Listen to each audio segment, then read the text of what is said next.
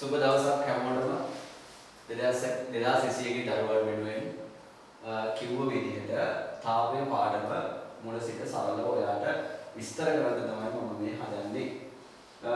දරුවෝ දන්නවා මේක ෆිසික්ස් පාඩමක්.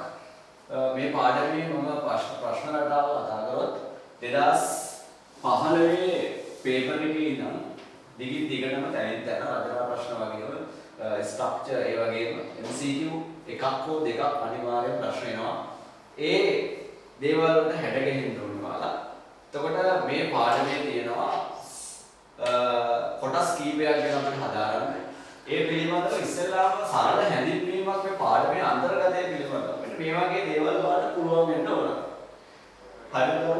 දැන් තාපය කියන පාඩම මේක භෞතික විද්‍යාව කොටසට අදාළ පාඩමක්.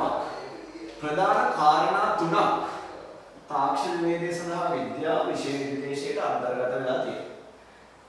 එක කොටසක් තමයි අපි ගමු තාප මිතිය කියලා කොටසක් තියෙනවා. හරි තාප මිතිය කියලා කොටසක් තියෙනවා. ඊට පස්සේ අපිට තියෙනවා තාප ප්‍රසාරණය කියන කොටසක්. තාප ප්‍රසාරණය. ඊට පස්සේ තාප සංක්‍රමණය. හරිද? මේ කොටස් තුන තමයි තාක්ෂණ වේදේ සඳහා විද්‍යාව පාඩමේ අන්තර්ගත වෙලා තියෙන්නේ. තාප මිතිය කියන කොටස යටතේ අපිට හම්බ වෙනවා සූත්‍ර කීපයක් වගේම අර්ථ දැක්වීම් කිහිපයක්. හරිද? ඊට පස්සේ මම මේ කොටසින් අපි වෙනම කතා කරනවා ගැටළු ආකාර පහක් ගැන. ගැටළු ආකාර පහක් ගැන මම කතා කරනවා. ඔය ගැටළු ආකාර පහ තමයි ගොඩක් වෙලාවට දෝණණය වෙලා එක එක මට්ටමේ විවිධ ආකාරයේ ගණන් නිර්මාණය වෙලා තියෙන්නේ. තව ප්‍රසාරණය නැවත අපිට කොටස් තුනකට වෙන් කරන්න පුළුවන්. රේඛීය ප්‍රසාරණය, ශේෂ්ඨඵල ප්‍රසාරණය, පරිමාණ ප්‍රසාරණය කියන. මේ පරිමාණ ප්‍රසාරණයම නැවත අපි කොටසක් කතා කරනවා. ද්‍රවයක ප්‍රසාරණය කියලා. හේතුව ද්‍රවයක් වාදනයකට දානවා. එතකොට මේ පාඩමේ මේ කොටස විස්තර කරන සම්පූර්ණ විස්තරයක් මේ වෙන කොටස් එක්ක පාඩම් කරවමින් වාට වැඩි කරනවා. හරි. ඊට පස්සේ තාප සංක්‍රමණයේ කොටස් අපි කතා කරනවා ක්‍රම තුනක් ගැන. සන්නයනය, සංවහනය, විකිරණය කියලා කොටසක්. එතකොට සන්නයනය, සංවහනය, විකිරණය. හරි. එතකොට මේ කොටස් තුනට අදාළව වැදගත් කරුණු මොනවද? මොකද්ද මේ සන්නයනය කියන්නේ? මොකද්ද සංවහනය කියන්නේ? විකිරණය කියන්නේ? මේවට බලපාන සාධක මොනවද කියලා විස්තර කරනවා. අපිට කලින් විෂය නිර්දේශයේ ගුරුවරු තුල තිබ්බා සන්නයනය කියන කොටසේ ගැටලු තිබ්බා. නමුත් මේ විෂය නිර්දේශයේ ගුරුවරු පොතේ සඳහන් වෙන්නේ නැහැ ගැටලු ඉදිරිපත් කරන්න කියලා. නමුත් අපි ගැටලු කිහිපයකට හදලා ඒ පිළිබඳව ටිකක් දැනුමක් ගන්න එක වඩා හොඳයි. හරි. ඒකට පේපර් අපි දන්නේ නැහැ කොහොම නිර්මාණය වෙන්නේ කියලා. ඒත් අපි දන්නවා 2019 පේපර් එකේ ඕල්ඩ් සිලබස් නිව් සිලබස් වල කඩදාසි නිෂ්පාදනය පිළිබඳව චුටි ගැටලු තිබ්බා. සමහර එතකොට ඕල්ඩ් සිලබස් එකකට කඩදාසි දාලා නිව් සිලබස් එකකට කඩදාසි දාලා නමුත් ඒක නිව් සිලබස් එකට අලුතෙන් එකතු වුණු කොටසක්. නමුත් අර පරණ ළමයි මේ දින දැනුවත්කමක් තිබෙන්නේ නැහැ. මොන වගේ ගැටලු තිබ්බ හින්දා අපි කොහොමදත් හොඳින් මෙන්න මේ සම්පූර්ණ පාඩම පිළිබඳව විස්තරයක් අපි ඉස්සරහට කරගෙන යනවා. ඒතර ඔයාලට පුළුවන් මේ පාඩම ඉවර වෙනකොට මේ කොටස් සම්පූර්ණයෙන් විස්තර කරන්න. ඉස්සෙල්ලා ඔයා මෙන්න මේ ෂෝට් නෝට් එක ඔයා දාගන්න ඕන.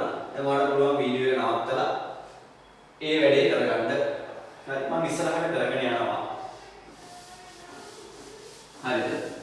හරි. ඉස්සෙල්ලාම දැන් පාඩමේ අපි ෂෝට් නෝට් එක තමයි ඉස්සෙල්ලාම ලිව්වේ. දැන් ලියාගන්න තාප භෞතිකය පාඩමේ නම තාප භෞතිකය. හරි. තාප භෞතිකය.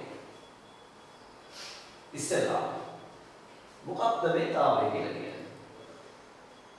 තාපය ඉස්ලාම දරුවනේ මතක තියාගන්න තාපය කියලා කියන්නේ මේක ශක්තියක්. එතකොට අපි කාර්ය ශක්තිය සමතාවය ගැන කතා කරලා තියෙනවා. මොකක්ද ශක්තියක් කියන්නේ? ශක්තියක් අරගෙන අපිට සාක්කුවේ දාගන්න අල්ලලා තියාගන්න. ඒ වගේ පදාර්ථමය ස්වરૂපයක් නෑ ශක්තියකට. දැන් ආය අපි පොඩි චුට්ටි කතාවක් කිව්වොත් එහෙම දැන් විශ්වය ගත්තාම විශ්වයේ හැදිලා තියෙන පදාර්ථ තියෙනවා. අනිත් එක ශක්ති තියෙනවා. ඔන්න ඔය දෙක එකතු වෙලා තමයි විශ්වය හැදිලා තියෙන්නේ. ඔන්න පදාර්ථ කියලා කියන්නේ අවකාශයේ ඉඩක් ගන්න ස්කන්ධයක් තියෙන දේවල් තමයි පදාර්ථ වෙන්නේ. මේ ගැටකට සෑහෙන්න මේක කෙමිස්ට්‍රි පැත්ත, ෆිසික්ස් පැත්ත, බයෝ පැත්ත ගොඩාක් පැතිකඩවල වලට මේ පදාර්ථය තමයි නැවත විස්තර වෙන්නේ. එතකොට මේ ශක්ති පිළිබඳව විවිධාකාර ශක්ති විශ්වය තුළ තියෙනවා. එතකොට භෞතික විද්‍යාත්මක විදිහට හඳුනාගෙන ඒවයේ ගුණාංග පිළිබඳව ශක්ති පිළිබඳව වෙනම හැඳින්වීම් තියෙනවා. එතකොට ඒ පිළිබඳව නෙවෙයි අපි දැන් මෙතන තාපය කියන එතකොට මම ආඩ කිව්වා තාපය යනු ශක්තියක්. මම මෙහෙම සරලව කියනවා ශක්තියකට කරන්න පුළුවන් දරුවනේ වැඩක් කරන එක විතරයි. ඒකට වැඩක් කරන්න පුළුවන්. තාප ශක්තියට කරන්න පුළුවන් වැඩේ වා නිකමට මම ආඩ කිව්වොත් තාපයට පුළුවන් යම්කිසි වස්තුවක උෂ්ණත්වය කියන එක වැඩි කරනවා. උෂ්ණත්වය කතා කරමු. හරි. උෂ්ණත්වය කියන එක වැඩි කරනවා. දැන් මට තාපයක් ලැබුණොත් මගේ උෂ්ණත්වය වැඩි වෙනවා. මගෙන් තාපයක් ඉවත් වුණොත් මගේ උෂ්ණත්වය අඩු වෙනවා. මම නුවරඑළිය වගේ දිශාව නුවරඑළිය වගේ ප්‍රදේශයකට ගියාම එහි පරිසර උෂ්ණත්වය අඩු වෙනවා. මගෙන් තාපය එළියට යනවා. ඒතර මට සිසිලක් වෙනවා. මම හිතන්නේ ඊටාම තද අවරශ්මී කියන ත්‍රිකුණාමණය වගේ නැත්නම් අනුරාධපුරේ ඔය වගේ හිරු රශ්මිය අධික උෂ්ණ ප්‍රදේශයකට අපි ගියොත් තද අවුලම ඉඳගෙන ඉන්නකොට කිරණයක් අතර බලපානවා. මොකක් හරි ගමන තාපය අපිට ලැබෙන එකට ක්‍රමයකට. මාවයි උෂ්ණත්වය වැඩි වෙනවා. මේ උෂ්ණත්වය අඩු වැඩි කරන්න මෙන්න මේ ශක්ති ප්‍රවේගයට පුළුවන්. તો මෙයාගේ හැසිරීම ගැන මොකද්ද මෙයාගේ අත්දැකීම් මොනවද මෙයා කරන්නේ මොනවද මෙයාගෙන් වෙන්නේ ඒ යන ෂෝට් නෝට් එක දිහා දැන් ඔයාලට ආයෙත් බලන්න වීඩියෝ නතර ෂෝට් නෝට් එක බලන්න. එතකොට තාපය ගැන යම්කිසි අවබෝධයක් වාට එනවා. එතකොට තාපය කියන ශක්තියකට කරන්න පුළුවන් වැඩක්. එතකොට තාපය කියන ශක්තියකට කරන්න පුළුවන් සරල වැඩේ තමයි මතක තියාගන්න. උෂ්ණත්වය වස්තුවක පදාර්ථයේ උෂ්ණත්වය වැඩි කරන්න අඩු කරන්න හේතුකාරක වන ශක්ති ප්‍රභේදය තමයි තාපය කියන්නේ. එතකොට තාපය දෙනකොට තව උෂ්ණත්වය අඩු වෙගෙන වැඩි වෙනකොට තව විවිධ දේවල් වෙන්න පුළුවන්. දැන් අපි ජලයට තාපය දීගෙන යනකොට දැන් ජලය වුණ මුට්ටියක දාලා මම තාපය දීගෙන ගෑස් එකෙන් තාපය දීගෙන යනවා. මොන ජලය තුල උෂ්ණත්වය නැගගෙන යනවා. උෂ්ණකමනේ දාලා දීපුවා අපිට බලා ගන්න පුළුවන්. මොන නැගගෙන ඇවිල්ලා 100ට ඇවිල්ලා නවතිනවද? එයි නවතින්නේ. එතනින් එහාට ජලයේ උෂ්ණත්වය වැඩි වීමක් බලාපොරොත්තු වෙන්න බෑ. වෙන්නේ නැහැ. එයි වෙන්නේ. එතනින් එහාට අපිට පේනවා ජලයේ ටික නටන උෂ්ණත්වයට ආවට පස්සේ අර වාදනයේ තියෙන ජලයේ ටික අඩු වෙගෙන යනවා. ඒ කියන්නේ එතන සිද්ධ වෙනවා අපි කියනවා පදාර්ථ කියන අවස්ථා විපර්යාසයක්. ද්‍රව අවස්ථාවේ තියෙන ජලය උමාලයේ බවට පත් වෙනවා. તો ඒ පිළිබඳව වෙනම විස්තරයක්ම තාප විදි වලසින් කරලා ගැටළු ආකාරයක් අරගෙන මම කතා කරනවා සාකච්ඡා. හරි. එතකොට ඒ වගේ දේවල් සිද්ධ වෙනවා. මොන සරල කතාවක්. තාපය යම් ශක්තියක්. මේක පිළිබඳව හැඳින්වුවොත් ඒ උෂ්ණත්වය අඩු වැඩි කරන්න පුළුවන් හැකියාව තියෙන ශක්ති ප්‍රභේදය තමයි තාපය. තවත් විදිහට ලස්සනට කිව්වොත් අපි තාපය කියලා කියන එක අපි කියනවා මෙන්න මෙහෙම දෙයක් වෙයි. මම හිතන මොකද වෙන්නේ? ඔන්න වස්තු දෙකක්. මෙන්න එක මගේ වස්තුවක්. ඒ වස්තුවේ උෂ්ණත්වය ඔන්න නිකමට හිතන්න සෙල්සියස් 70. ඔන්න තව වස්තුවක් මෙයත් එක්ක එකතු කරලා තියෙනවා. එයාගේ උෂ්ණත්වය සෙල්සියස් 30. හරි. බාහිර පරිසරයෙන් තාපය එන්නේ නැහැ. බාහිර පරිසරයට තාපය යන්නේ නැහැ. ඒක සම්පූර්ණයෙන්ම නවත්තලා කියන්නේ. සම්පූර්ණයෙන් නවත්තලා කියන්නේ. රිජිෆෝම් වගේ ආවරණයක් දැම්මම පස්සේ ඒක අඩු වෙනවා. ඔයාලා දන්නවා. ඒතර මාළු වෙලෙන්දු ගාව රිජිෆෝම් පෙට්ටියේ අයිස් දාගෙන ඒකේ තමයි මාළු දාගෙන යන්නේ. හරි. ඒතර රිජිෆෝම් කියන මෙන්න මේ පදාගෙන මේ ද්‍රව්‍යයට පුළුවන් ද්‍රව්‍ය හරහා තාපය යන්නේ. දැන් ඒ කියන්නේ මෙතන හිතන්න. එළියට තාපය යන්නේ නැහැ. හරි. ඇතුළට තාපය එන්නේ නැහැ. එතකොට තාපය කියලා කියනවා මොකද ශක්තිය මෙයාට පුළුවන් කෝ උෂ්ණත්වය අඩු වෙන එක. ඒතර මෙන්න මෙතනදී අපි එනවා මෙන්න මේ කතාවට. මේ 70 කියන එක්කෙනා ඔහොම තියෙන්නේ නැහැ. 30 එක්කෙනා ඔහොම ඉන්නේ නැහැ. අනේ මෙයාට තාපය දෙනවා. මෙයා ගන්නවා. එතකොට මෙයා දීගෙන යනවා. මෙයා අරගෙන යනවා. දෙන්නවම කරනකොට දරුවනේ මෙයාගේ වහිනවා උෂ්ණත්වය මෙයාගේ නගිනවා උෂ්ණත්වය ඇවිල්ලා හිතන්න 45ට ආවා කියලා. ඒ කියන්නේ මේ දෙන්න අපි කියන තාපන සමුද්‍රය කියලා. මේ ආයේ මෙයාත් 45යිද මෙයාත් 45යි. දැන් මොකද වෙන්නේ? මෙයාගේ වැඩිත් නෑ මෙයාගේ වැඩිත් නෑනේ. ඒතර මෙයා දෙන්නේ යන්නේත් නෑ ගන්න යන්නේත් නෑ මෙයාගේ. බාහිරත් එක්ක සම්බන්ධයක් නෑ. මෙයා දෙන්නේ දිදී කියලා මෙයා දෙන්නේ යන්නේ. ගන්නෙත් නෑ. එතකොට මේ දෙන්න මොන්නේ? අපි තාපය කියන එක හැඳින්වීමකට මේ ඉන්නේ යන්නේ. එතකොට තාපය කියලා කියන්නේ අපි කියනවා උෂ්ණත්වය වැඩි තැනේ ඉඳන් උෂ්ණත්වය අඩු තැනට ගලා යන ශක්ති ප්‍රවේදයට අපි කියනවා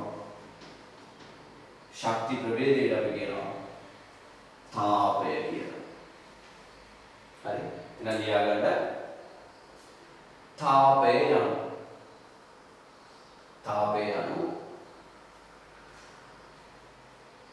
උෂ්ණත්වයේ වැඩි තැනේ සිට උෂ්ණත්වයේ අඩු තැනට ගලා යන ශක්ති ප්‍රවේදය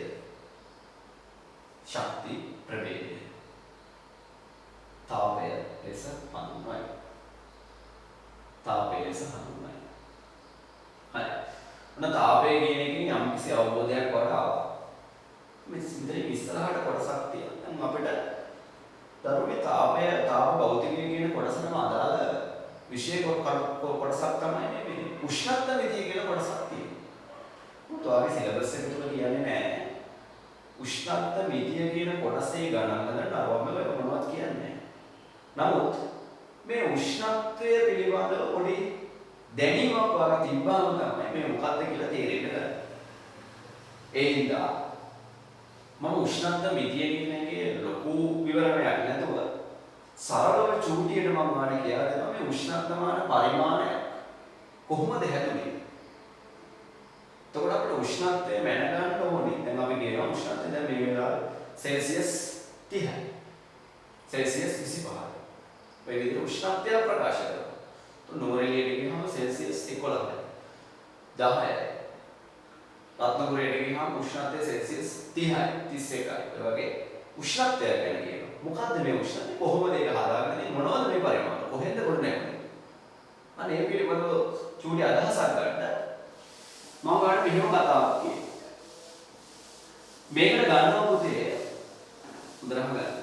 මේකට ගන්නවා ජලය.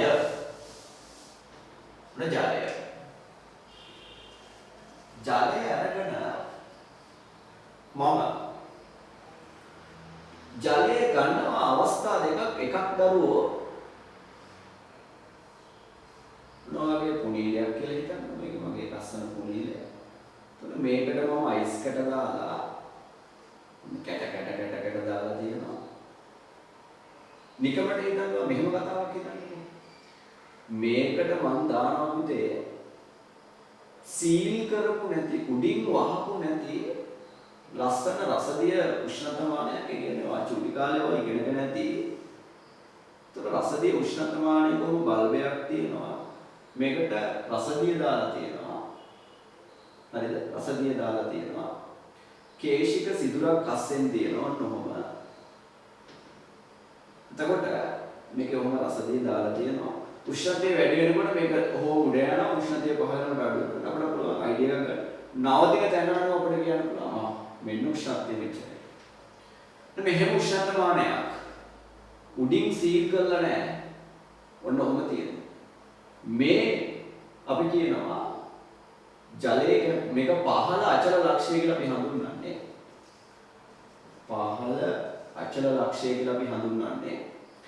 එතකොට මේක ඔන්න දියවන අයිස්.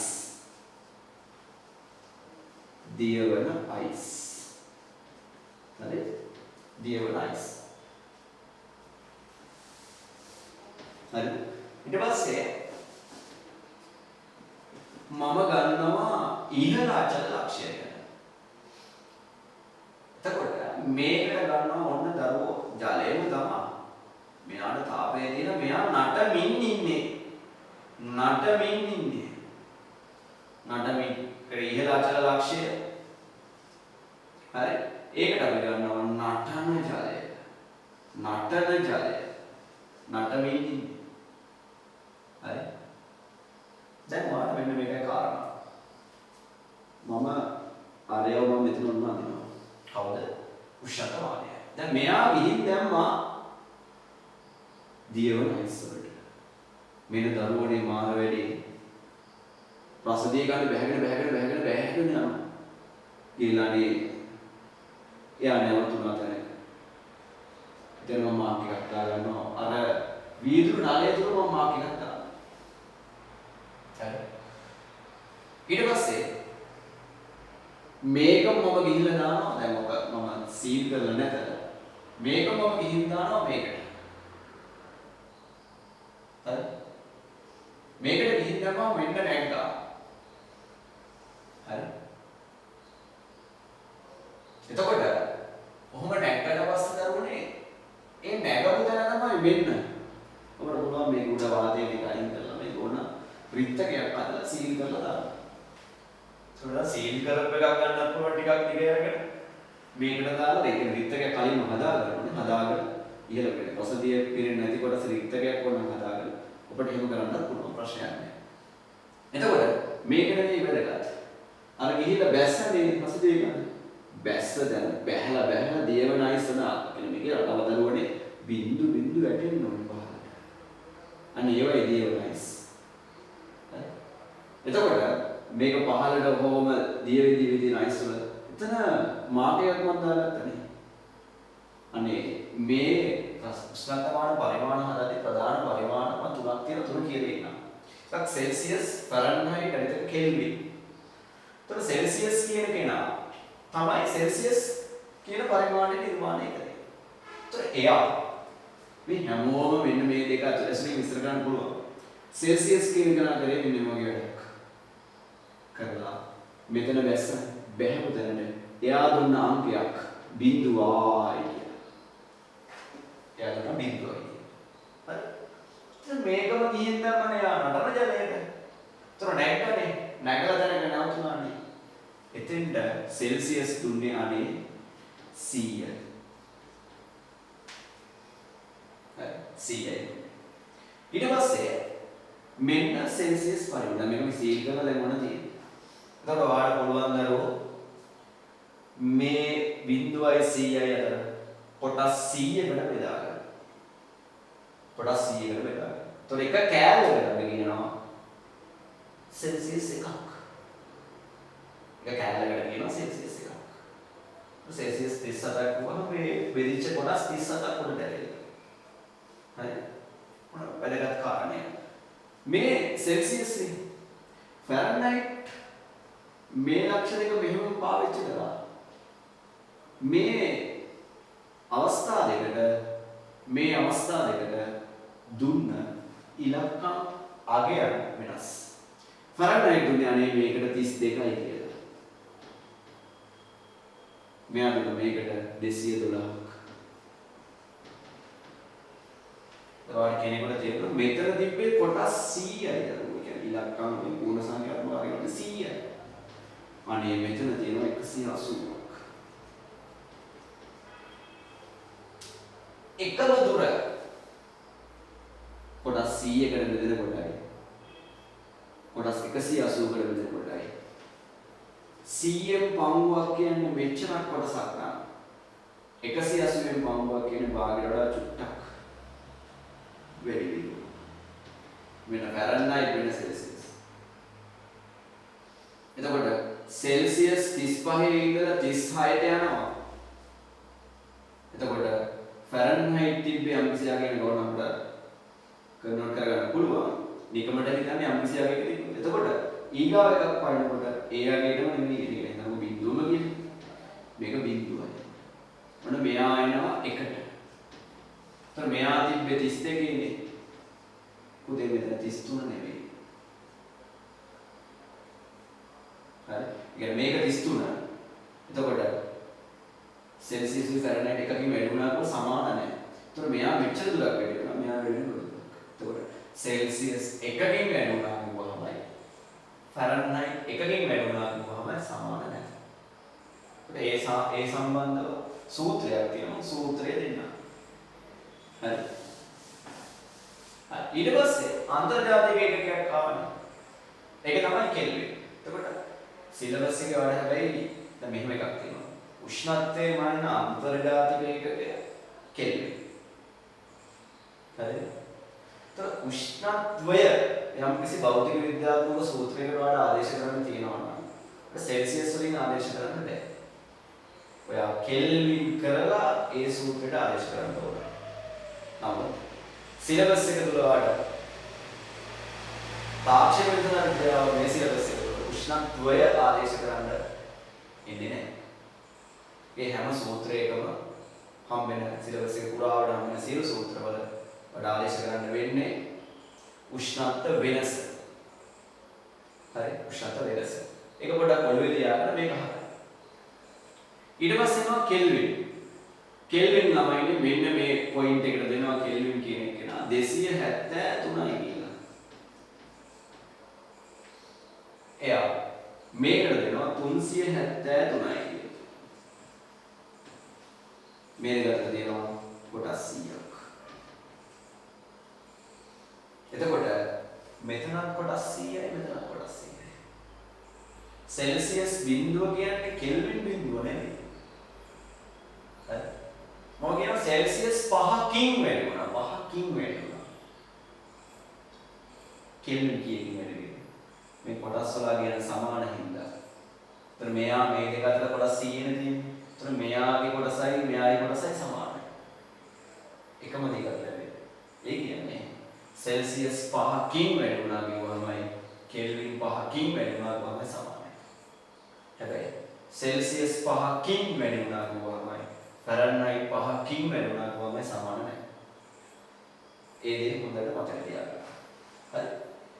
එතකොට මම කිව්වා ඔයාලට සිලබස් එකේ හම්බ වෙන්නේ උෂ්ණත්වය ආදේශ කරන නෙවෙයි Q සමානයි mc ඊට Q සමානයි ඊට පස්සේ ගමු අපේ ඩෙල්ටා සමානයි L ප්‍රොටීන L සමානයි L වාරයක් එතන L ප්‍රොටීන හරි Q බෙදීම D සමානයි K වාරයක් θ1 θ2 ඔය හැමදාම හම්බ වෙන්නේ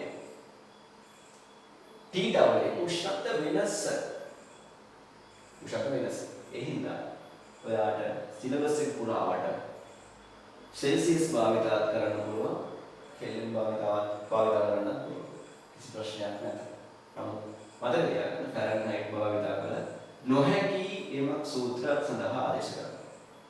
ඒතර මේ උගන්වන කොටස තුලදී ඒක හොඳට මතක තියාගන්න. හරි. එතකොට මෙන්න සෙල්සියස් පරිමාණය පහළ අතර ලක්ෂ්‍ය විදිහට බිඳුව ඉහළ අතර ලක්ෂ්‍ය විදිහට 100 ඒ අතර කොටස් 100කට බෙදාගෙන නිර්මාණය කරන පරිමාණය තමයි සෙල්සියස් පරිමාණය. ජලය සලකලා පහළ අතර ලක්ෂ්‍ය දියවන අයිස් වල උෂ්ණත්වය ෆැරන්හයිට් නම් 32යි කියලා. ඉහළ අතර ලක්ෂ්‍ය නටන ජලයේ උෂ්ණත්වය ෆැරන්හයිට් නම් 212යි කියලා. ඒ දෙක අතර කොටස් 180කට බෙදාගෙන ඒකට කොටස් 180 බෙදාගෙන නිර්මාණය වෙන පරිමාණය තමයි ෆැරන්හයිට් පරිමාණය. කෙල්වින් පරිමාණය මේක අන්තර්ජාතික ඒකකය.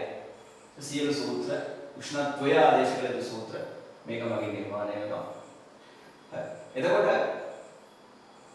පහළ අද ලක්ෂ්‍ය විදිහට 273යි කෙල්වින් 373යි අද ලක්ෂ්‍ය විදිහට. මේ දෙක අතරක් තියෙන කොටස් 100ක්. එමගේ නිර්මාණය වෙනවා කෙල්වින් පරිමාණය. උෂ්ණත්වයයි තාපයයි බැඳීමක් තියෙනවා. හරි. දැන් තාපය කියන එක හැඳින්වුවෙත් උෂ්ණත්වය පදනම් කරගෙන උෂ්ණත්වය වැඩි තැන ඉඳන් උෂ්ණත්වය අඩු තැනට ගලා යන ශක්ති ප්‍රවේගය තමයි තාපය කියන්නේ. ඒතකොට උෂ්ණත්වයයි තාපය කියන්නේ එකක් බැඳීමක් තියෙනවා. ඒතකොට මේවා පිළිබඳ සරල හැඳින්වීම විග්‍රහ කිරීම වලට හොඳට පුළුවන් නම් තාපය වාරම හොඳට ගොඩ දා ගන්න පුළුවන්. ඒතකොට සිලබස් එකේ උෂ්ණත්ව මිතිය ගැන කතා කරලා නැති වුණාට මම මේ පරිමාණ ටික මේ පහළ අතර ලක්ෂ්‍ය ඉහළ අතර ලක්ෂ්‍ය හා ඒවා සම්බන්ධී පරිමාණ ටික මම පොඩ්ඩක් ඔයාලට මේ විදිහට විස්තර කරනවා. ඉස්සෙල්ලා අපට දැන් පුළුවන් වීඩියෝ එක නවත්තලා මේක දැනගන්න. මම ඉස්සරහට කරගෙන යනවා. හරි. ලියාගන්න. सेल्सियस परिमाण सेल्सियस परिमाण सेल्सियस परिमाण सेल्सियस परिमाण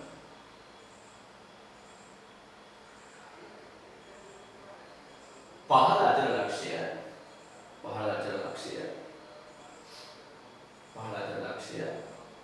එනම් දියවන අයිස් වල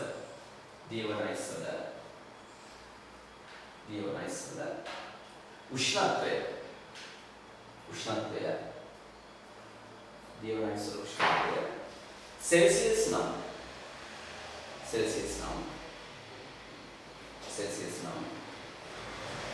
බිඳුවද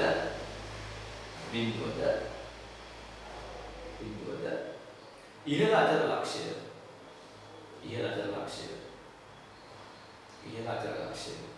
එනම්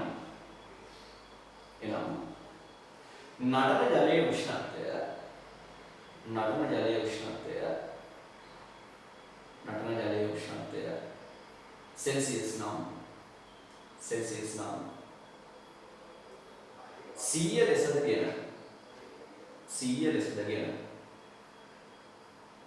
100 ලෙසදගෙන ඒ අතර කොටස් 100කට බෙදීමෙන්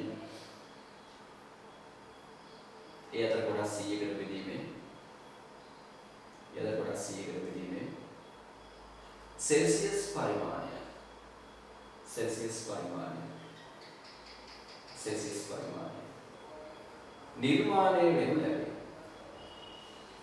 निर्माණය වෙනු ලැබේ. හරි. ඊගාට ලියා ගන්න ෆැරන්හයිට් පරිමාණය.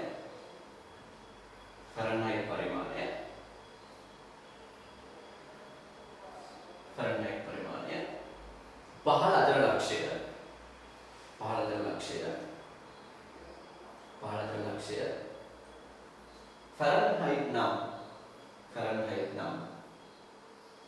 ෆැරන්හයිට් නම් 32 ලෙසද ෆැරන්හයිට් නම් 32 ලෙසද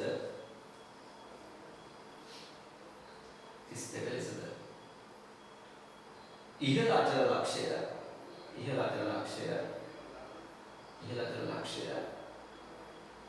ෆැරන්හයිට් නම් 212ද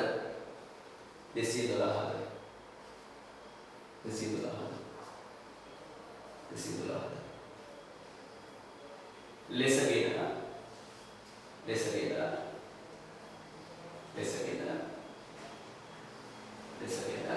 ඒ අතර කොටස් 180කට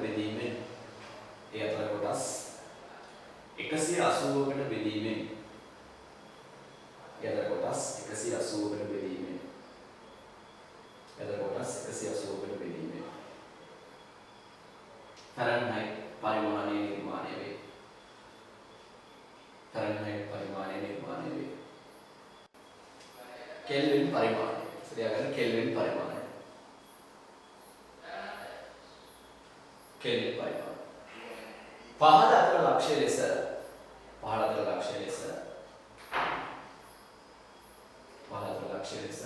කෙල්වින් නම්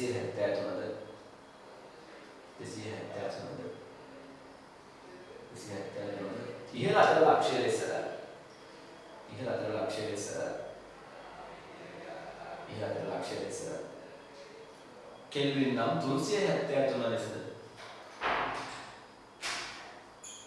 373 ලෙසද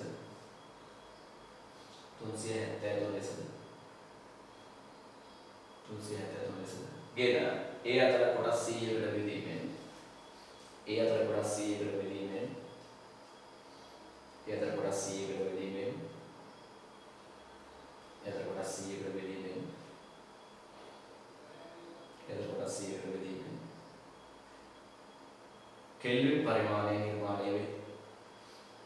කෙල්වින් පරිමාණය නිර්මාණය වේ. හරි. දැන් ඔයාලට බලන්න පුතේ මේක ඉදිරියවත්තලා ඇදගන්න.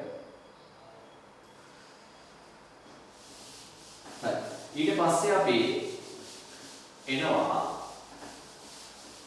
මෙතනින් එහාට මේ අතර සම්බන්ධය ගැන කතා කරන්න. හරි. මම සරලවම මේක නෝට් එක වල දෙන්නම්. සෙල්සියස් කොහොමද කෙල්වින් කරන්නේ? කෙල්වින් කොහොමද සෙල්සියස් කරන්නේ? හරි සරලයි. මම කියන්නේ කොටස් හැම දෙකේම සමානයි කියලා ඒක කොටස්. දැන් එකතු කිරීමකින් අඩු කිරීමකින් අපිට පුළුවන් සෙල්සියස් කෙල්වින් කරන්නත් කෙල්වින් සෙල්සියස් කරන්න. તો සෙල්සියස් කෙල්වින් කරන්න හරි සරල කතාවක්. ඔයා බිඳුවයි කියන්නේ මේක 273යි. එනකොට බිඳුවට මක් වෙලා 273 ලැබෙන්නේ 273 එකතු වෙලා. නම් සෙල්සියස් කෙල්වින් කරන්න එකතු කරනවා 273ක්. හරි. කෙල්වින් සෙල්සියස් කරන්න අඩු කරනවා 273ක්. හරි. තොර ලියාගන්න. සෙල්සියස් කෙල්වින් බවට පත් කිරීමේදී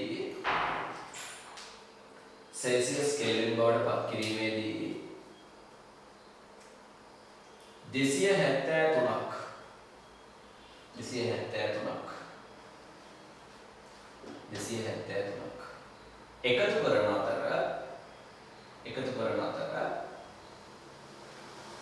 එකතු කරන අතර කෙල්වින් සෙල්සියස් බවට පත්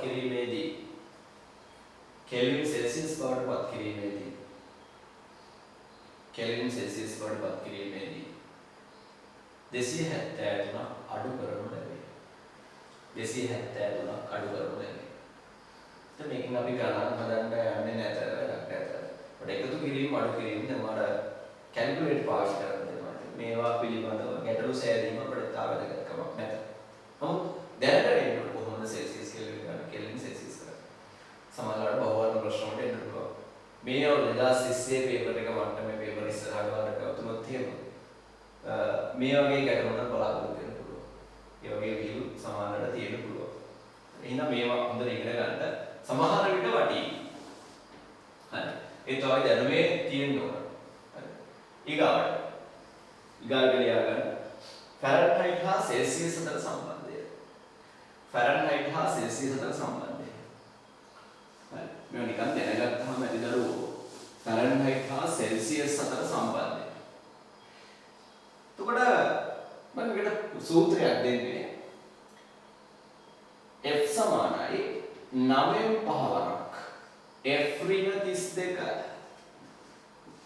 තවර කියන්න F සමානයි 9 පහවරක් F ඍණ 32. එතකොට වීඩියෝ එක නවත්තලා මේක පාඩම් කරගන්න. හරි. F සමානයි 9 පහවරක් F ඍණ 32. හරිද කියන්නේ. මම යම්කිසි අගයක් ගන්න යන්නේ. C සමානයි 9 පහවරක් F ඍණ 32. හරි. C සමානයි 9 පහවරක් F ඍණ 32. එතකොට මම නිකමට සෙල්සියස් ෆැරන්හයිට් 36 සෙල්සියස් කරන්නයි යන්නේ. ෆැරන්හයිට් 36 සෙල්සියස් කරන්න යන්නේ. ඉතින් ඔයාලට පුළුවන් F තියෙන තැනට 36 වබලා සුළු කරා නම් ඊට අදාළ සෙල්සියස් කොච්චරද අගේ කීයද කියලා හම්බෙනවා. ඔන්න මම ඔබනවා 9 ඔහොම තියෙනවා 5 ඔහොම තියෙනවා දරුවෝ. හරි. 5 ඔහොම තියෙනවා. F තියෙන තැන ඔබනවා 36. ඍණ 32. හරි. එතකොට 36න් 32ක් අඩු කරනවා 5 වාරයක්. හරි. 36න් 32ක් 4යි. බෙදීම 9. එතකොට 5ක් 4 20යි 20 බෙදීම 9. කැල්කුලේටර් ගහලා මීටර දාලා ගේවා හොයාගන්න. හරි. එතකොට මම තව ගානක් හදනවා. ඒතර වීඩියෝ නවත්තලා ඒවා ලියාගන්න. මම හරි. මේක අපි හදනවා. අපි ගමු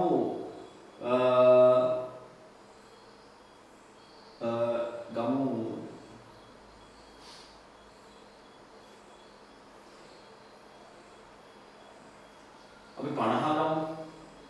හරි. මම 50ට දාලා මම කරනවා 9න් 5 වරක් F කියන්නේ අනේ 50යි 50 ඍණ 32යි ඔන්න එනවා 5 යට 9 වාරයක්. මෙතන 50න් 32ක් 18යි. ඒක අනේ 2යි සෙල්සියස් නම් අනේ 10යි. හරි. එතකොට ඔන්න වීඩියෝ නවත්තලා ඒව ලියාගන්න. මම යනවා ඊගාව කොටසට. මේ ගාන ලියාගන්න. සෙල්සියස් අගය හා සෙල්සියස් අගය හා සෙල්සියස් අගය හා ෆැරන්හයිට් අගය ෆැරන්හයිට් අගය ෆැරන්හයිට් අගය ෆැරන්හයිට් අගය සමවන උෂ්ණත්වය ගණනය කරන්න. සමවන උෂ්ණත්වය ගණනය කරන්න. සමවන උෂ්ණත්වය ගණනය කරන්න. සමවන උෂ්ණත්වය වීඩියෝ එක නවත්තලා දැක්කෝ කියලා හදන්න. මම දැන් හදන්න. તો සමවන උෂ්ණත්වය කොහොමද? දෙන්නම එකයිනේ. ඒක අපිට පුළුවන් F කියන්නේ ඔයාගත්තොත් x කියලා. දෙන්නම එකයි නා. අනේ මෙයත් x වෙන්න ඕන. එයත් x වෙන්න ඕන. හරි. එතකොට c කියන තැනට මම උපනවා x. කොල්ලෝ 9න් 5. F තියෙන තැනට උපනවා මගේ x ඍණ 32. දැන් සුළු කරලා මෙන්න මේ x පැටිය හොයන්න ඕන. සුළු කරලා x පැටිය හොයන්න ඕන. මම හොයනවා. චුටි පුතේ මම මේක 9න් වැඩි කරනවා 9යි x සමානයි 5 වාරයක්. මම මේක සුළු කරනවා ගන්නම්. 5 වාරයක් x 5යි x ඍණ 5 2 අනේ 10න් බිංදුව එකක් ඉතුරුයි 5 3 15යි 1යි 16යි. හරි. එතකොට මම මේක අර පැත්තට දාන්නම් මෙයා මේ පැත්තට දාන්න. එතකොට 160 සමානයි 5යි x ඍණ 9යි x කොල්ලෝ ඍණ 4යි x සමානයි 160යි. x පැටිය තනි කරන්න මම 4ෙන් බෙදනවා. මේකත් බෙදනවා 4ෙන්. හරි. එතකොට මට හම්බ වෙනවා 4ට 4ක් ඩෝම් ඍණ 4ෙන් බෙදන්න ඕන. x සමානයි ඍණ 40යි කියලා එනවා. ඒ කියන්නේ ඔයා කන්වර්ට් කරන්න එහෙම නැත්නම් පරිවර්තනය කරන්න. f වෙනුවට කියන්නේ ඍණ ෆැරන්හයිට් 40 ගත්තොත් ඒ වෙනුවට ලැබෙන සෙල්සියස් අගය ඍණ 40යි. ඔයා ගත්තොත් සෙල්සියස් ඍණ 40ට අදාළ ෆැරන්හයිට් අගය කොච්චරද කියලා දාලා සුළු කරන්න. ඒ තමයි ලැබෙන්නේ ඍණ 40. දෙන්නම සමානයි. දෙන්නම සමානයි. හරි දෙන්නම සමානයි. එතකොට උෂ්ණත්ව මිතිය යටතේ ඔය කතා කරන්න තියෙන කාරණා පිළිබඳව අපි මේ කතා කිරීම හොඳටම ප්‍රමාණවත්. අපේ දරුවන්ට මේ උෂ්ණත්වමාන පරිමාණය ඒවා හැදුනේ කොහොමද? සහ ඒව අතර පරිවර්තන කරගන්න විදිහ. හරි. සහ මම වැදගත් කාරණයක් ඔයාලට පහසු වෙන්න විෂය නිර්දේශය තුළ උෂ්ණත්වය ආදේශ කරන්න හම්බෙන්නේ නැහැ ඔයාලට. උෂ්ණත්ව වෙනසයි ආදේශ කරන්න වෙන්නේ. ඒ හින්දා ඔයාලට සූත්‍ර සඳහා ඔයාලට ආදේශ කරන්න පුළුවන්. සෙල්සියස් ගත්ත ප්‍රශ්නයක් නැත. කෙල්වින් ගත්ත ප්‍රශ්නයක් නැත. දෙකම සමානයි. උෂ්ණත්ව මිතිය මෙතනින් හොඳටම ඇති. අපි එතකොට මේ පාඩමට අවතීර්ණ වෙලා ඔන්න දැන් තමයි අපි එන්නේ යන පාඩමට ලියගන්න තාප මිතිය.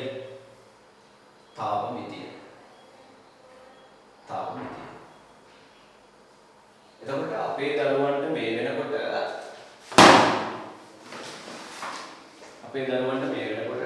තාපය පිළිබඳව නිබන්ධනය කොතැන මාර්ගයෙන් හරි තමන්ගේ ආයතන වලින් හරි ලැබිලා ඇති. ඊගාව වීඩියෝ එකට නම් මේක සමහර දරුවන්ට අපහසුතා දෙනවා. සමහර ප්‍රදේශවල ලොක්ඩවුන් කරලා තමයි සමහර ප්‍රශ්න කිව්ව කට්ටිය ටියුටර් ගන්න විදිහක් නැහැ. තැපල් වැඩ කරන්නෙත් නැහැ. ප්‍රදේශවලට කවුත් එන්නේ නැහැ. ඉතින් නිබන්ධනය ගන්න බැරි වෙන දරුවෝ ඉන්නවා. ඒ ගැන කට්ටිය ගැනම හිතනම පළවෙනි වීඩියෝ තුල නිබන්ධනයට අදාළ ගැටලු කරන්නේ නැතුව කරගෙන යනවා ඉස්සරහට තියරිටි ගොඩක් දුරට. හරි. ඊට පස්සේ ඊගා වීඩියෝ තුල නම් අනිවාර්යෙන් නිබන්ධනය අතේ තියාගන්න වෙයි. නැත්නම් ආවට වීඩියෝ එකක් නැති වැඩක් නැති වෙයි. ඒතකොට මාව සම්බන්ධ කරගෙන මේත් එක්කම ඔයාලට වැඩේ කරගෙන යන්න පුළුවන්. තව දන්නේ යාළුවෝ ඉන්නවා නම් යාළුවාත් කියලා සම්බන්ධ කරගෙන යන්න පුළුවන්. කිසි ප්‍රශ්නයක් නැහැ. මේ විදිහට මේම වීඩියෝ එකක් යනවා. තව එකක් අපි මේ වීඩියෝ කීපයක් දැන් YouTube තෝරා ගන්න හේතුව ඔයාලට පුළුවන් පැකේජ් එකක් ඇක්ටිව් කරගෙන ඒක ෆ්‍රී කරගන්න. ඒක ළමයිගේ පැත්තෙන් ඉඳලා තමයි අපි මේ තීරණයට ආවේ. ඒක එකක්. ඊගාවට Zoom ඔස්සේ අපි මේ වෙලාවේ ප්‍රශ්න සාකච්ඡා කරන මාසයකට එකක් හෝ දෙකක් ඔන්ලයින් ක්ලාස් පවත්වනවා. ඒකට දිනේ වෙලාව ඉදිරියට මම දෙන්නම් WhatsApp group වල. ඒතර ඒ විදිහට තමයි වැඩ පිළිවෙල යන්නේ. ඒක සාමාන්‍ය පන්තියට එහා ගියපු විශාල වැඩ ප්‍රමාණයක් මේ ඔන්ලයින් ක්‍රමයේ ඔස්සේ මම කරන්න පිළියෙල කරලා ඉවරයි මේ වෙනකොට. හරි. ඒතකොට මේක සම්බන්ධව පන්තියට වඩා වැඩි කාර්යක්ෂමතාවය වැඩි කරන්න ඕන අපි. මේ වෙනකොට අපිට සෑහෙන වැඩ කොටසක් මග ඇරලා තියෙනවා. මේ වෙනකොට අප 12 වසර සම්පූර්ණයෙන් ඉවර කරලා තියෙනවා. දැන් ගිය අවුරුද්දේ නම් අපේ පන්තිවල ප්‍රශ්නයක් වුණේ නැහැ. හරියට වෙලාවට ලස්සන වැඩ පිළිවෙලට ගියා. දැන් මේ අවුරුද්දේ සෑහෙන වෙලේ දවසසිකේ දරුවන්ට අපහසුතාවයක් වුණා ඉඳලා හැමෝම යාළුවෝම දැනුවත් කරලා මේ වැඩ පිළිවෙලත් එක්ක එකතු වෙන්න කියනවා. දැන් බොහෝ පිරිසක් එකතු වෙලා ඉන්නවා මේ වෙනකොට. එතකොට ඔයාලට පුළුවන් අපිත් එක්ක හොඳින් මේ වැඩේ ඉස්සරහට කරගෙන යන්න. ඒතකොට අපිට කවදා හරි දවසක පන්තිය දැන් ආරම්භ කරන්න පුළුවන් වෙලා ලබන අවුරුද්දේ හරි. ඒ වෙනකොට සෑහෙන වැඩ කරසක් කරලා තියෙන්නේ. නොකරපු ළමයිට කරන්න දෙයක් නැහැ. හින්දා එතකොට මේ විදිහට තවත් හේතුවක් තමයි YouTube එකේ මේ විදිහට වීඩියෝ විදිහට කරන්නේ සමානලාට සිග්නල්. ඒකට පුළුවන් කියනවා සිග්නල් තියෙන තැනකට හරි ගිහිල්ලා මේ වැඩේ කරගන්න. ඒ හින්දා ඒවා පොඩ්ඩක් මම මතක් කරේ මේ පාඩමට අදාළව නොවුනත් ඉස්සරහට පළවෙනි වීඩියෝ එකේ හින්දා ඉස්සරහට මතක් කිරීමක් නැහැ. ඔයාලට මතක ඇති. ගානවත් මම කිව්වා ලියනකම් ඉන්න ඕනේ නැහැ මම. වීඩියෝ ගන්නත් ඔයාලට ලියා ගන්න පුළුවන්. ඒ විදිහට. ඔයාලට පැය දෙකකින් පස්සේ වීඩියෝ එකක් ගත්තම පැයෙන් කරන්න පුළුවන්. ඉස්සර තව තේරෙයි. ට්‍යුටර් එක ගන්න කියවන්න වෙලාව දෙන්න ඕනේ නැහැ ඔයාලට. ඔයාලට පුළුවන් වීඩියෝ එක නවත්තලා ගන්න කියව ගන්න කොහොම කියව ගන්න. මම එතන ඉඳන් කරගෙන යනවා. ඩෝන් ගාලා කරගෙන යනවා. ඉස්සරහට හරි ලේසි. රූල්ස් අරන් කලින් කිව්වා මොකක්ද ලියා ගන්න කිව්වා මේක ලියා ගන්නකම් මම ඉන්නේ නැහැ. මම කියනවා වීඩියෝ එක නවත්තන්න නාටක ප්‍රවාහ දැනගන්න නවත්තලා මේක ලියා ගන්න. මම ඉතින් ඉස්සරහට කරනවා. ඒකට පන්තිය තුල පැය දෙකක වගේ සිද්ධ වෙන ක්‍රියාවලිය අපි පැයෙන් වගේ මෙතන ඉවර කරනවා. ඒ පිළිබඳ ගැටලුවක් තියාගන්න අවශ්‍ය නිර්දේශ සම්පූර්ණ ආවරණය කිරීම බිඳුවක් පැන සිද්ධ කරනවා. ඒතර ඒ දේ මතක් කරේ අපි දැන් ඉස්සරහට එතනින් එහාට යන තාම මිතිය කියලා දැනලා ලියාගෙන නැති. හරි. තාම මිතිය කියලා ලියාගෙන නැති.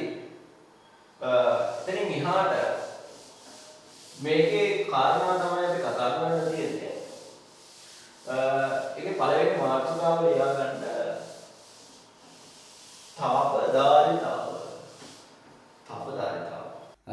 දරුවනේ අපි මේ විදිහට කිලෝග්‍රෑම් 2කුයි කිලෝග්‍රෑම් 3කුයි පෙට්ටිය ඇඳලා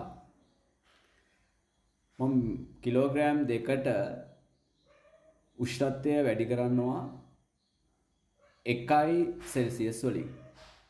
ඒ වගේම කිලෝග්‍රෑම් 1ක වස්තුවේ උෂ්ණත්වය වැඩි කරනවා සෙල්සියස් 1කින්. මට මම මේක කරන්න තාපය දෙන්න ඕන. මට තාපය හම්බෙන්න. තොර මේ වස්තුවේ උෂ්ණත්වය වැඩි වෙන්නත් අනේ එයාට තාපය දෙන්න ඕන. තාපය ශක්තියක් අර බලවත් උෂ්ණත්වය වැඩි කරලා. මෙයාගේ උෂ්ණත්වය වැඩි කරන්න දෙන්න ඕන තාපය. තොකට සෙල්සියස් 1කින් වැඩි කරන්න ඕන. සෙල්සියස් 1කින් වැඩි කරන්න එක උෂ්ණත්වයක්. තොරවනේ තමයි හිතන්න. වතුර ගන්න ජලය. කිලෝ එකක් දාලා ඔයා ගෑස් එකේ හරි හීටර් එකක් හරි පාවිච්චි කරලා. ඒතර ගෑස් එකේ දැල්ලෙන් කරන්නේ තාපය දෙන එක. හීටරෙන් කරන්නේ තාපය දෙන එක. ඒ දෙනේම ටික වතුර ගන්නවා. අරගෙන නම්ක ගන්නවා උෂ්ණත්වය. හරි. එතකොට වතුර කිලෝ එකක් දානවා හීටරේ දානවා. සෙල්සියස් එකක් නගින්න යන වෙලාව අපි හිතමු. තප්පර 5ක්. කිලෝ 2ක් අරගෙන අර හීටරේ දානවා. එතකොට නගින්න යන උෂ්ණත්වය සෙල්සියස් 1කින් නගින්න යන වෙලාව තප්පර 10ක් වෙයි. එතකොට ජලය එකම දේ. එකම තරමේ. හීටරෙත් එකමයි. ඒ වුණාට කිලෝ 1ක උෂ්ණත්වය නගන්නයි කිලෝ 2ක උෂ්ණත්වය සෙල්සියස් 1කින් නගන්නයි තියන්න ඕනි කාලය වෙනස් වෙනවා. ඒ කියන්නේ ගත්ත පදාර්ථ ප්‍රමාණයේ ස්කන්ධය වැඩි වෙන්න යම්කිසි ප්‍රමාණයකින් උෂ්ණත්වය වැඩි කරන්න අවශ්‍ය තාප ප්‍රමාණයන් දෙකක්. ඒ කියන්නේ කිසියම් වස්තුවක අපි තාප දාලා මෙන්න මෙහෙම හඳුන්වනවා. කිසියම් වස්තුවක උෂ්ණත්වය සෙල්සියස් 1කින් ඉහළ නැංවීමට උෂ්ණත්වය සෙල්සියස් 1කින් ඉහළ නැංවීමට දැන් මෙතන තාප ප්‍රමාණයක් දෙන්න එපා. ඒ තාප ප්‍රමාණය වන්නේ ජූල් වලින්. හරි. එතකොට යම් කිසි වස්තුවක උෂ්ණත්වය සෙල්සියස් 1කින් ඉහළ නංවන්න ලබා දෙන්න ඕනේ තාප ප්‍රමාණය තමයි යන්නේ තාප දායකතාවය. අපි ඉස්සෙල්ලා හඳුනාගෙන ඉන්නේ. හරි. එතකොට මගේ උෂ්ණත්වය සෙල්සියස් 1කින් නංවන්න මට තාපයක් දෙන්න වෙයි. යම්කිසි ප්‍රමාණයක් දෙන්න වෙයි. ඒ දෙන්න ඕන ප්‍රමාණය තමයි මගේ තාප දායකතාවය. මේ වස්තුව. මෙයාගේ උෂ්ණත්වය යම්කිසි ආකාරයක් තියෙනවා. සෙල්සියස් 35 තියෙනවා. 25 තියෙනවා. તો මෙයාගේ උෂ්ණත්වය සෙල්සියස් 1කින් උඩ දාගන්න. එතකොට දෙන්න ඕනේ තාප ප්‍රමාණයක් තියෙන ජූල් කොච්චරද? 500. ඒ මෙයාගේ උෂ්ණත්වය සෙල්සියස් 1කින් උඩ දාගන්න දෙන්න ඕනේ තාප ප්‍රමාණය තමයි මෙයාගේ තාප දායකතාවය. તો තාප දායකතාවයේ හැඳින්වීම. તો නිබන්ධනය තුල ප්‍රශ්න තියෙනවම ලියන්න පුළුවන් මාකට. තාප දායකතාවයේ යන. හරි. එතකොට යම් කිසි වස්තුවක උෂ්ණත්වය සෙල්සියස් 1කින් මාතෘක කියන්න ඔයාලා ඔය ගමම කියන්නේ. හරි. දැන් ගෙවල් වල හිටියට කිසි ප්‍රශ්නයක් නැහැ. කෑ ගහලා හොඳ නිදහසේ මේ වැඩේ කරගෙන යන්න. එතකොට ඔයාලට තියෙනවා ගෝ එකක් පන්තියේ ඉන්නවා වගේ. ඒතරවල දන්නවා පන්තිය තුල මම උගන්වන ආකාරය. ඒතර ඒ තරම්ම පුළුවන් තරම්ම සජීවී බව වල ගේන්න හදන්නේ. හරි. ඒතර ඒ දේවල් ගන්න. ඒත් මාත් එක්කම කියන්න පුතේ. යම් වස්තුවක උෂ්ණත්වය කියන්නේ යම් වස්තුවක උෂ්ණත්වය සෙල්සියස් අංශක 1කින් ඉහළ නැංවීමට අවශ්‍ය තාපය තමයි තාප දායකතාවය. මොකද යම් වස්තුවක උෂ්ණත්වය සෙල්සියස් අංශක 1කින් ඉහළ නැංවීමට අවශ්‍ය තාපය තාප දායකතාව ලෙස හඳුන්වනවා. හරි. ඒතර වීඩියෝ එක නවත්තලා දෙපාරක් තුන් පාරක් වා කියන්නේ. හරි. ලියා ගන්න.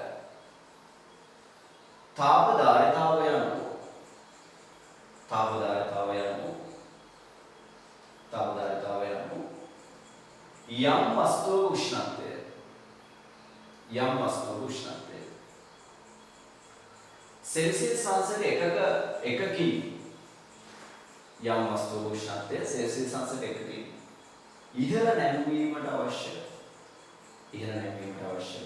තාපය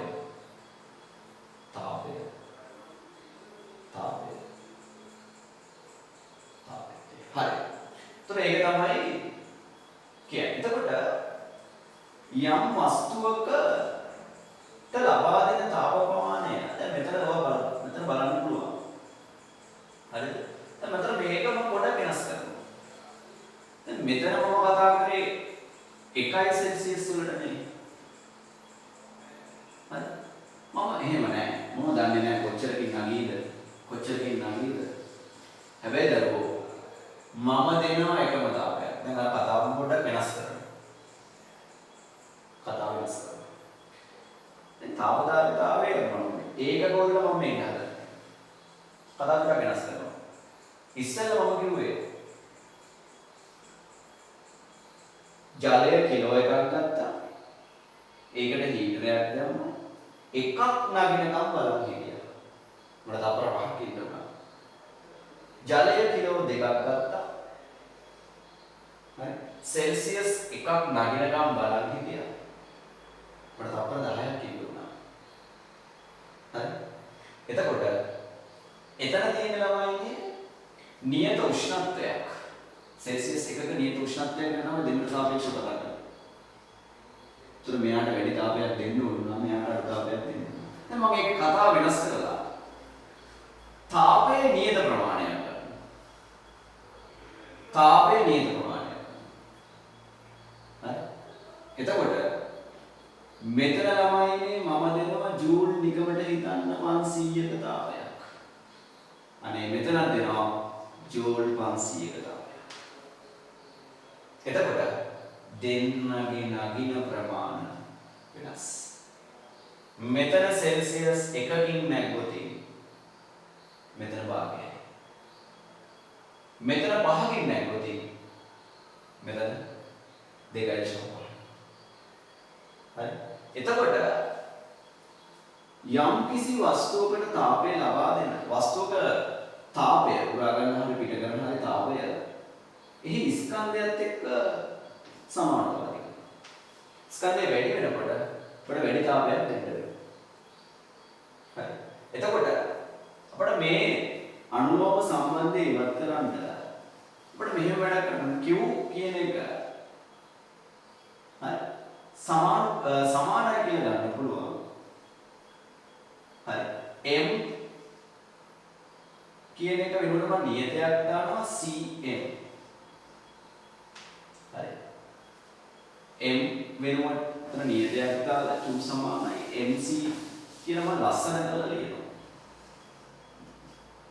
හරි.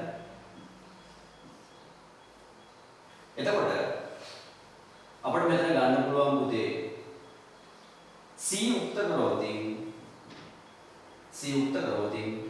අපිට මම ගන්න පුළුවන් Q බෙදීම M කියලා.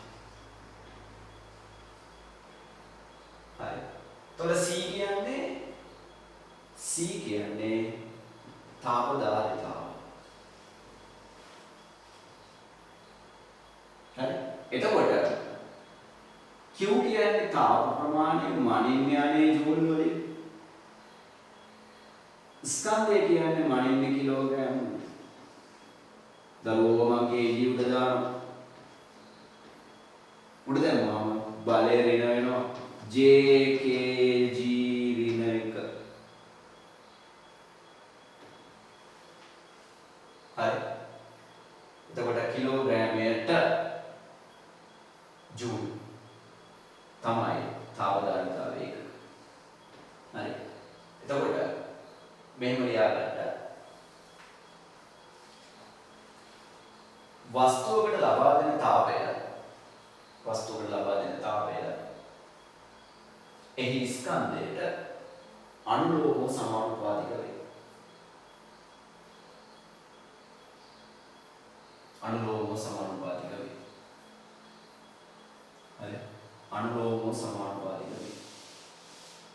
කියලා අපේ දරුවෝ කිව් ඔහොම M කියලා ලියන. හරි. M කියලා ලියන. එතකොට මේ ටික වම් ලියා ගන්න. වීඩියෝ එක නතර ලියා ගන්න මම ඉස්සරහට කියනවා. තාපදාරිතාවේහි ඒකක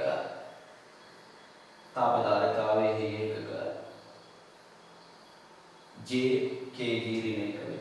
හරි. දැන් අපි තාපදාරිතාවය හඳුන්වලා ඒකට අදාළ එකක ගැන ගුරුවත් පොතේ තියෙන විදිහට තමයි අපි අද දැක්කේ සිද්ධ වෙන්නේ. මෙතනින් එහාට පුතා තියෙනවා තාප මිතිය සම්බන්ධ Q සමාන MCD කියන සූත්‍රය විඋප්පන්න කරගෙන ඒක ආශ්‍රිතව ගැටලු හදන්න තියෙනවා.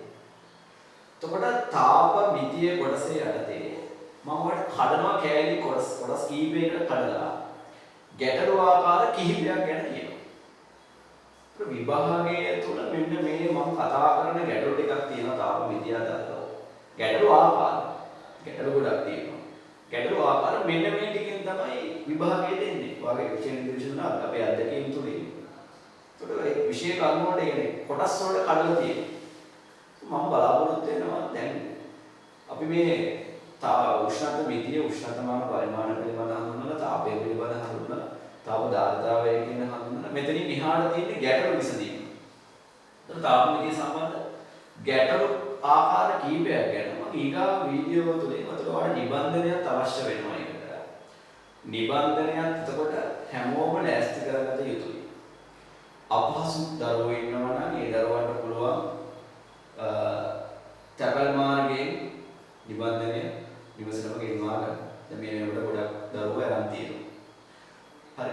එතකොට අනිත් දරුවන්ට පුළුවන් ඒක සම්පූර්ණ කරගෙන ඊගාව පාඩම් කොටසට එනකොට නිබන්ධනය අතේ තියෙනවා.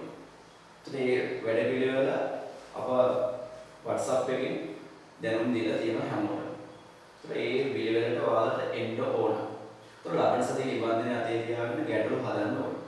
ඊට පස්සේ දෙවන සතිය අපි ඉවර කරනවා ගැටලු හදලා. දෙවන සතිය ඊගාව තුන්වන සතිය එනවා. තුන්වන සතියයි දෙවන සතියයි අතර දවසක අපි Zoom කියන ඇප් එක ඔස්සේ ඔයාලා ඔන්ලයින් සම්බන්ධ වෙනවා. අපි මේ ගැටලු වල තියෙන ප්‍රශ්න සාකච්ඡා කරන ළමයිත් එක්ක ළමයිට තියෙන ප්‍රශ්න. ඒතර ඒ වෙලේ විසඳුම් දීලා ඔයාලත් එක්ක ඒ ගැටලු වල තියෙන යම් ප්‍රශ්න තියෙන තැන් ටික අපි සාකච්ඡා කරනවා. දෙවන වීඩියෝවයි තුන්වන වීඩියෝවේ අතර Zoom ඔස්සේ 2020 ගේ දරුවෝ මම හම්බෙන්න බලාපොරොත්තු වෙනවා. ඒතර ඒ විදිහට තමයි වැඩේ යන්නේ. ගැටලු ටිකක් ගියොත් අපි Zoom වලින් අනිවාර්යෙන් ඔන්ලයින් මීටින් එකක් දාලා ඒව සාකච්ඡා කරනවා. එතකොට පන්තියට වඩා වැඩි කාර්යක්ෂමතාවයකින් අපි මේ වැඩේ කරගෙන යන්න ඕන. පන්තියේ හිටියට වඩා හොඳට. හරි. ඊට පස්සේ අපි රිවිෂන් පන්ති පටන් ගන්නවා. පටන් ගන්න පුළුවන් වෙන්නේ නැහැ වාතාවරණය අනුව. ජනවාරි මාසෙවත් අපිට පන්ති පවත්වන්න පුළුවන් වුණොත් ඒක රිවිෂන් පන්ති ආරම්භ කරලා මේ දිගේ ඉදිරියට කරගෙන යනවා. හරි.